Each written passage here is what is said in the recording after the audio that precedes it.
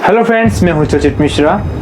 एक famous evolutionary biologist Richard Darwin ने अपने एक इंटरव्यू में ये कहा था कि अपने किसी भी रिलेटिव का मीट खाने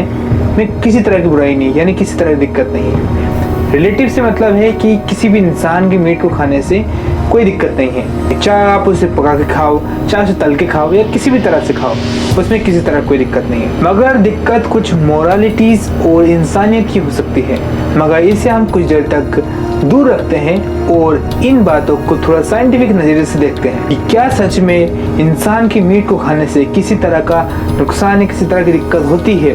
या नहीं होती है, और अगर होती है किसी तरह की दिक्कत तो वह क्या दिक्कत हो सकती है। तो वीडियो को एंड तक जरूर देखिएगा। तो ये वीडियो को शुरू करते हैं।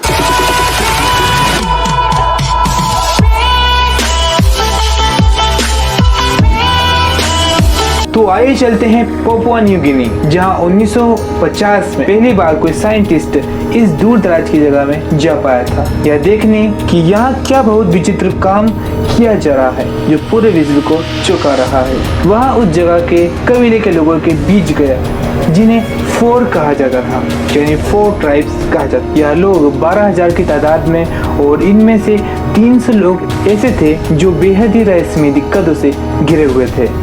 और कुछ चीज़ें उन सभी में काफ़ी ज़्यादा चौंका देने वाली थी। वह अपने हाथ पैर का इस्तेमाल भी नहीं कर पा रहे थे, वह ना ही ज़मीन पर खड़े हो सकते थे और ना कुछ उठाकर खाने की क्षमता उनमें बची थी। वह अपने शरीर को कंट्रोल करने में भी सक्षम नहीं थे, यहाँ तक कि अपने इमोशन पर भी उनका कोई कंट्रोल नहीं था। इसी वजह से वहाँ जो भी बीमार पड़ता वह बाद में मर जाता,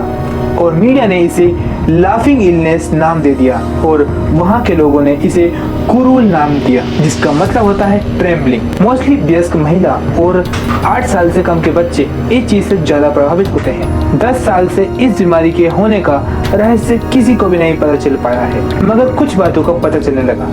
जब वहाँ के अंतिम संस्कार की प्रक्रिया को जाना। उनकी परंपरा में अंतिम संस्कार पर अपने पिता का मांस खाया जाता है, यानी जो पूरे परिवार के लोग होते हैं, यानी पूरे परिवार के सदस्य होते हैं, सारे मेंबर होते हैं, वो अपने पिता यानी जो मर गया है, अपने कोई भी रिलेटिव हुआ, उसके मीट को सभी बांट के खाते हैं। और वह महिला इसे इसलिए खाती है क्योंकि उनका मानना है कि इससे उनके अंदर और आने वाले बच्चों में उनके पिता की सारी खूबियाँ आ जाएगी,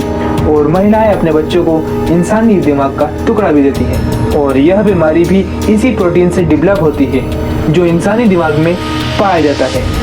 और यह प्रोटीन बाकी सभी प्रोटीन से काफ़ी ज़्यादा अलग होता है क्योंकि इसमें सारे जेनेटिक इन्फॉर्मेशन कलेक्टेड करने की क्षमता होती है,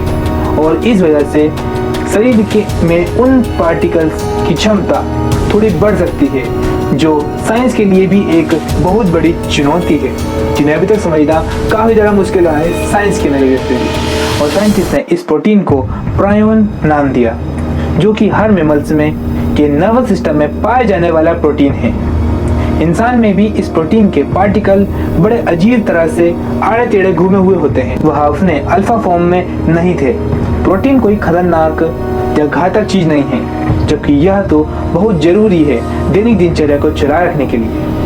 और यह पॉजिटिव अफेक्ट करती है, न्यूरो इम्पल्स को भी करती है। न्यूरो इम्पल्स को भी प्रोटीन बनाने के दौरान प्रोटीन्स कई तरह की अलग अलग आकार लेते हैं, और इस वजह से एक बीटा स्ट्रक्चर भी बन जाता है, और हमारी बॉडी प्रोटीन में और साधारण प्रोटीन में डिफरेंस नहीं कर पाती है। इसी वजह से इम्यून सिस्टम इसके संघर्ष को समझ नहीं पाता। कुछ साइंटिस्ट का मानना है कि कुछ खतरनाक प्रोटीन्स बॉडी में अपीयर होते हैं और बायोलॉजिकल प्रोसेस के चलते इमीडिएटली नष्ट भी हो जाते हैं, और कुछ एक्सेप्शन के चलते यह प्रोटीन्स नष्ट नहीं हो पाते और आउट ऑफ कंट्रोल हो जाते हैं।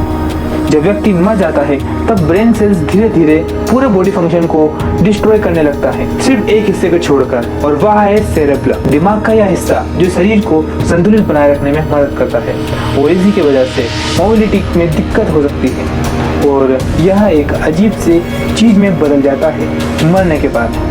4 ट्राइब एक सिमटी हुई प्रजाति के लोग हैं, इसी वजह से इनके डीएनए के मैकेनिज्म में में भी कई तरह की डिसऑर्डर डेवलप हो चुके हैं और इनके सेल्स में बढ़ते हुए प्रियॉन्स यह साफ दिखाते भी हैं, जो कि कई तरह की प्रियॉन डिसीज को न्योता देते हैं, जिनमें से एक है बेजेंट क्रुट्ज़फेल्ड्स-जैकब डिसीज, जिसके बारे में आई बटन में दी गई वीडियो में भी बताया गया है। और इस बीमारी के सिम्टम कई हद तक कुरूल बीमारी से मिलते जुलते हैं। इन्फेक्टेड पर्सन पैथोलॉजिकल प्रियॉन्स को डेवलप कर लेता है और मरने के बाद वह इन्फेक्शन महिला और बच्चों में आ जाता है, जो कि अपने मरे हुए रिलेटिव के दिमाग का टुकड़ा खाते हैं और इसी तरह वह एक से दूसरे में फैलता रहता है और जैसे जैसे वह साइकिल रिपीट होती है, इन्फेक्शन बढ़ता जाता है। और पापुआ गिनी के निवासियों ने इसकी समस्या का रीज़न यही पाया है और अपने रिलेटिव की मीट को खाने को इस ट्रेडिशन के बंद होने से पहले और पापुआ न्यू गिनी के निवासियों ने इसी समस्या का रीज़न यही पाया है और अपने रिलेटिव के मीट को खाने की इस ट्रेडिशन के बंद होने से पहले यह बीमारी काफ़ी ज़्यादा तेज़ी से फैल रही थी। हालांकि प्रियॉन्स डिजीज़ का इंक्यूबेशन पीरियड 27 साल से भी ज़्यादा का हो सकता है और पापुआ गिनी ने जिसने भी ह्यूमन मीट का थोड़ा सा भी सेवन किया है और उन्हें 21 साल बाद इस बीमारी के सिम्टम्स देखने को मिले और पहले सिम्टम्स के बाद से ही यह बीमारी काफ़ी तेज़ी से बढ़ती जाती है और एट द एंड उनकी जल्दी डेथ भी हो जाती है। आखिरी बार किसी भी पर्सन को इस बीमारी से ठीक होते हुए 2009 में देखा गया था और प्रियन डिसीज सिर्फ ह्यूमन फ्लेश को खाने से नहीं हो सकती, बल्कि किसी भी मैमल्स के जमे हुए खून वाले मीट को खाने से भी इस इन्फेक्शन डिसीज का कोज हो सकती है, यानी ये डिसीज हो सकती है। और अगर आप इस मीट को बॉईल कर लेते हैं और आप सोचते हैं कि इससे आपको कोई फर्क नहीं पड़ेगा, तो आप पूरी तरह से गलत, क्योंकि प्रियॉन्स तब भी बहुत ज़्यादा घातक रूप से मार सकता है और प्रियॉन्स अपने जीन्स की कंडीशन में भी खतरनाक हो सकते हैं, भले आप उन्हें बॉईल, ड्राई, फ्रिज, एल्कोहल से ट्रीट, एसिड और अल्ट्रावायलेट और गामा रेडिएशन, इनमें से कोई सी भी चीज़ प्रियॉन्स का कुछ नहीं बिगाड़ सकती। इसी वजह से अगर कोई एनिमल प्रियॉन्स डिसीज से डिटेक्ट पाया जाता है तो उसे खत्म कर दिया जाता है, वह हर सामान के साथ जिनका इस्तेमाल उसके साथ किया गया है, क्योंकि हर ऑर्गेनिज्म लगभग एक सा ही है। एक केस में एक इंसान के MRI स्कैन में कुछ भी सामने नहीं आया और उसके साथ कुछ भी डिटेक्ट नहीं कर पाया, मगर वह फिर भी कुरू से इन्फेक्टेड था। हर साल 300 लोग से ज़्यादा प्रियॉन और उससे जुड़ी बीमारियों से मारे जाते हैं USA में और इस बीमारी का किसी तरह का कोई इलाज नहीं मिल पाया है। 10 अजीबोगरीब बीमारियाँ जिनका आज तक मॉडर्न साइंस भी इलाज नहीं ढूंढ पाई है, उन्हें जानने के लिए मैंने वीडियो आई बटन में दी गई है, तो आप उस वीडियो को वहाँ से देख सकते हैं। बहुत सारी कंट्रीज है जहाँ आज तक ऐसा कोई भी किस्सा रिकॉर्ड नहीं किया गया है, मगर इसका मतलब ये नहीं कि वहाँ यह डिसीज़ ना हो। कुछ बड़ी कंट्रीज जैसे रशिया में इन चीज़ों पर मनी काफ़ी ज़्यादा स्पेंड होता है, इक्विपमेंट में, मेडिसिन में, प्रिस्क्रिप्शन में, जबकि इसका कोई इलाज नहीं है। जिनको भी यह बीमारी पाई जाती है उनके बॉडी को डिस्पोज करने के अलावा कोई रास्ता नहीं और यहाँ कोई नई बीमारी नहीं है। मगर फैक्ट की बात यह है, सिमोन अंडरडाउन ऑक्सफोर्ड ब्रूक यूनिवर्सिटी का मानना यह है कि यह प्रियॉन डिसीज कई सालों पुरानी है, क्योंकि इंसानों जैसी प्रजाति वाले जीव अपने ही ट्राइब का मीट खाया करते थे और ये उनके लिए काफ़ी ज़्यादा कॉमन भी था। अपने ट्राइब की अपने सदस्य के लोगों का मर जाने के बाद वह उन्हीं का मीट खाते थे। अंडरडाउन के एस्टिमेट के अकॉर्डिंग उस तरह के ग्रुप के 15,000 लोगों को डेवलप होने में 250 साल यानी 250 ईयर का टाइम लगा होगा और इसी टाइम में वह मारे भी गए। वह सिम्टम शुरू में किसी में भी आसानी से नजर नहीं आए होंगे, क्योंकि उस टाइम दिमाग का पूरा हिस्सा ठीक से डेवलप नहीं हो पाया था। 2009 में 4 ट्राइब के कुछ लोग थे, उनके DNA के अंदर कुछ ऐसी इम्यूनिटी डेवलप होने लगी थी जिसके कारण वह उन बीमारी से लड़ सक रहे थे और वह भी एक इवोल्यूशनरी वे में डेवलप हुई थी। और साइंटिस्ट ने यह बात कंफर्म भी की एक एक्सपेरिमेंट के थ्रू। उन्होंने एक एक्सपेरिमेंट कंडक्ट किया जिसके अंदर उन लोगों के DNA के कुछ सैंपल्स को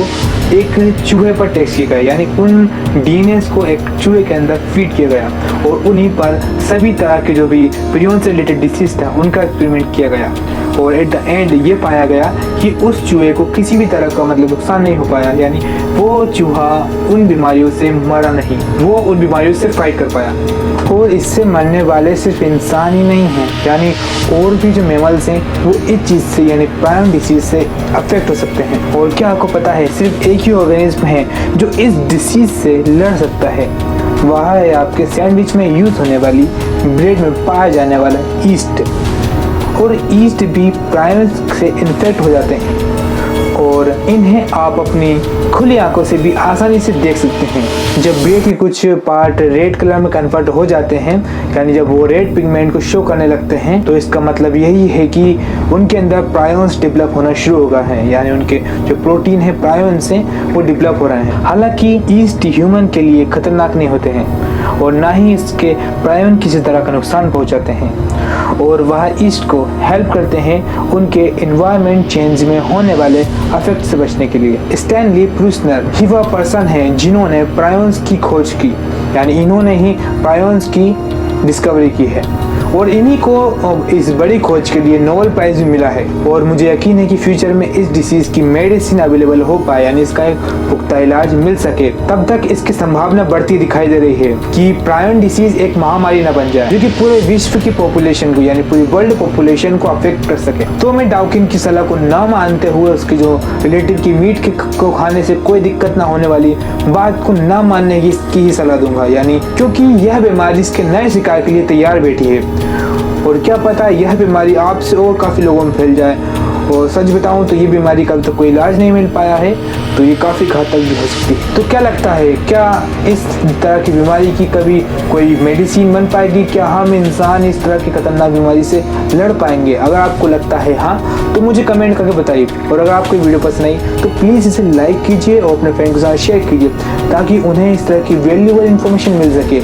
एक यूनिक इन्फॉर्मेशन मिल सके जो कि आसानी से आपको नहीं मिल पाएगी। और इस परसेप्शन को भी आप समझ सकते होंगे, और कई लोग की इस क्वेश्चन के लिए क्यूरियस भी होंगे कि हम हर तरह की मीट तो खाते हैं, हर ऑर्गेनिज्म का मीट खाते हैं, चिकन मटन वगैरह एंड ऑल। जो वेजिटेरियन है उनकी नहीं कह रहा हूँ, जो नॉनवेज खाते हैं उनके लिए। वह किसी न किसी के दिमाग में एक ख्याल जरूर आया होगा कि अगर हम नॉनवेज खाते हैं तो क्या हमारी बॉडी पे क्या इफेक्ट पड़ेगा। तो उसी का आंसर आपको इस वीडियो में मिला है। होप आपको ये वीडियो पसंद है। अगर आपको हमारी वीडियो पसंद आए तो प्लीज़ लाइक कीजिए और अपने फ्रेंड्स के साथ शेयर कीजिए, और अगर आप हमारे चैनल पर नए हैं तो प्लीज़ हमारे चैनल सब्सक्राइब भी कीजिएगा। और अगर आप मुझे सोशल मीडिया जैसे इंस्टाग्राम और फेसबुक पे फॉलो करना चाहते हैं तो उसकी मैं लिंक डिस्क्रिप्शन दे दूंगा। और इसी से रिलेटेड आपको किसी भी तरह की कोई क्वेरी होती है तो आप मुझे कमेंट में पूछ सकते हैं, या फिर आप मुझे इंस्टाग्राम पे भी DM कर सकते हैं, क्योंकि मैं वहाँ ज़्यादा एक्टिव रहता हूँ। मिलते हैं अगली वीडियो में। आज की उतना ही। Thanks for watching.